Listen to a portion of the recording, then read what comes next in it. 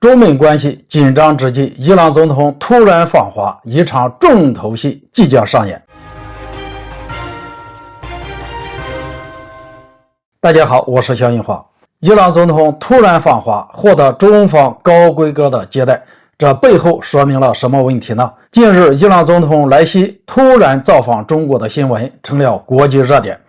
更令人关注的是，莱西受到了中国元首的高规格接待。接待场面十分盛大，在21响礼炮声后，伊朗总统莱西和中方领导人出现在礼宾列队前，双方领导人同窗的照片迅速成为世界各大媒体的头版头条封面。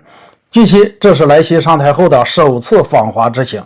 结合当前复杂的中美伊三国关系，莱西此行意义非同凡响。然而，这么重要的国事访问中，中伊双方事前竟然没有向外界提前透露半点消息，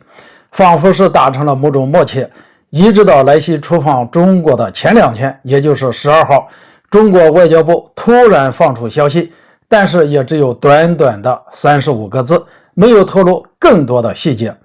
至于为什么这么做，结合最近的流浪气球以及美国要在九州岛部署高超音速武器等等事件，中美关系已经再次跌入谷底。而伊朗作为美国的头号敌人，在中美陷入外交危机的时候，如果高调出访中国，显然从舆论角度来看是不利于两国接下来的会谈工作。因此，我认为这么做是出于降低事件热度的目的。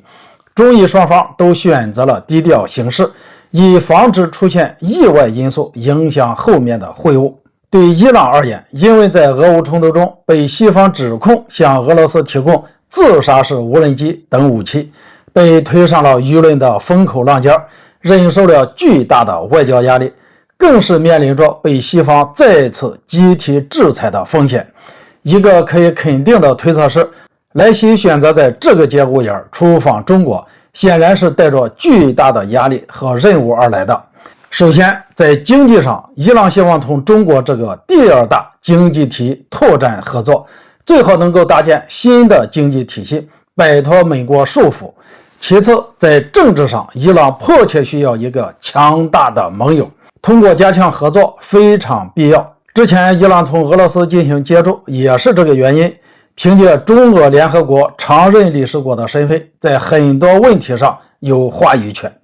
中国在处理中美关系上一直秉承谨慎的态度，不想和美国产生直接的冲突，但是架不住美国一直把中国视为霸权威胁者进行打压。对中国而言，与其独立面对美国的压力，还不如多几个朋友一起对抗美国霸权。这么来看，中美伊之间的关系很像中印巴，微妙且复杂。于是外界普遍开始担忧，逐渐走近的中伊关系会不会影响中美关系？对这个问题，中国外交部第一时间亮明了态度：正常友好交流，不针对第三方，这就看美国人怎么理解了。好了，今天就说到这里，咱们下次见。